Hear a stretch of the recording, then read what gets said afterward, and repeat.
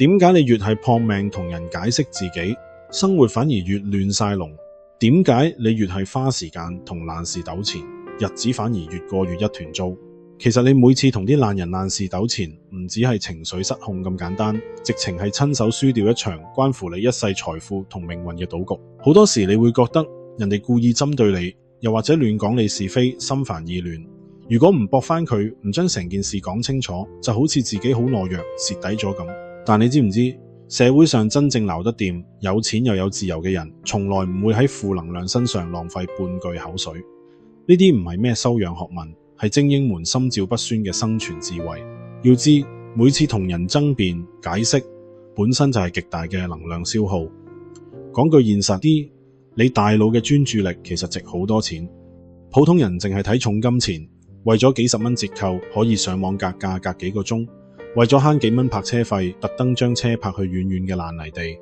但係真正識揾大錢嘅人好清楚，金錢只係附帶品，專注力同決斷力先至係世上最珍貴而且自己可掌握嘅稀缺資源。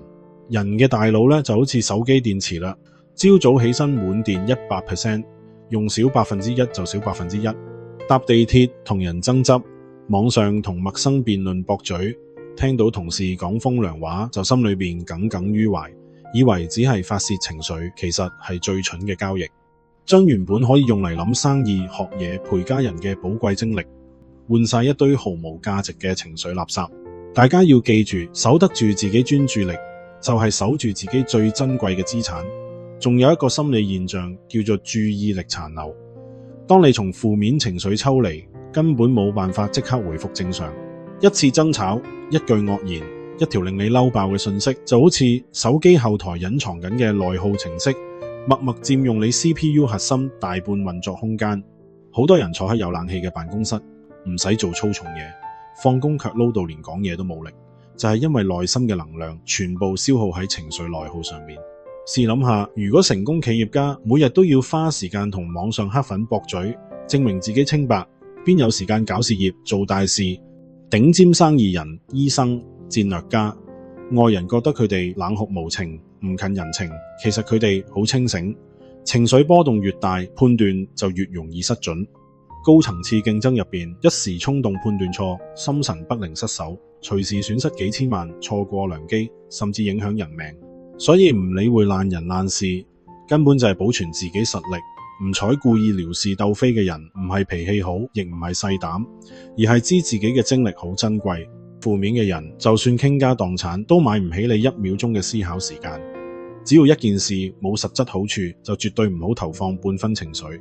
更重要嘅係，千祈唔好做人哋人生劇本入邊嘅配角，滿身戾氣，成日散播負能量嘅人，心裏邊充滿自卑同怨氣，自己消化唔到，就會整個情緒包袱掉俾你。一旦你急住解釋、駁嘴反擊，就中咗佢圈套。佢見到你動怒，反而心裏暗爽，仲會自我安慰，錯嘅唔係自己。俗語話，千祈唔好同豬喺泥坑摔跤，最後你成身泥濘，隻豬就玩得開心。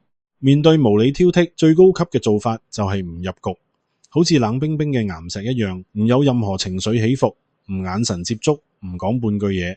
你以為沉默好被動，其實對中意撩事嘅人嚟講係最大嘅打擊。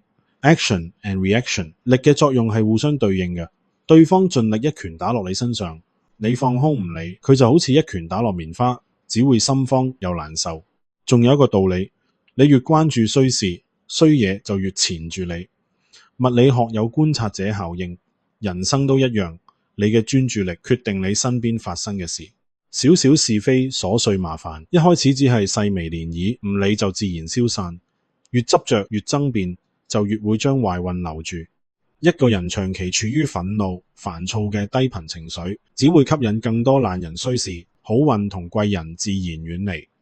所謂禍不單行，好多時唔係天意，係自己一開始就選擇同負能量糾纏，鎖死咗自己嘅運勢。身邊運氣好、做嘢順風順水嘅人都有一種鈍感力，遇到別人抹黑是非紛爭，當冇聽到冇見到，轉頭就專心做自己嘢。呢種唔係蠢，係保護自己能量嘅最高智慧。築起心靈堡壘，唔俾負面資訊入侵。由今日開始，同自己定一條規矩：將軍有劍，唔斬烏蠅；唔好浪費自己嘅才華同精力，同身邊幾個無謂爛人糾纏較勁，唔理外界幾多雜聲，幾多糾纏，守住內心平靜，保持高頻能量。與其喺爛泥坑同人計較，不如放下所有是非，專心揾錢，修煉心智，追尋自己嘅目標，守住自己嘅專注同情緒，就係守住一生嘅好運同財富。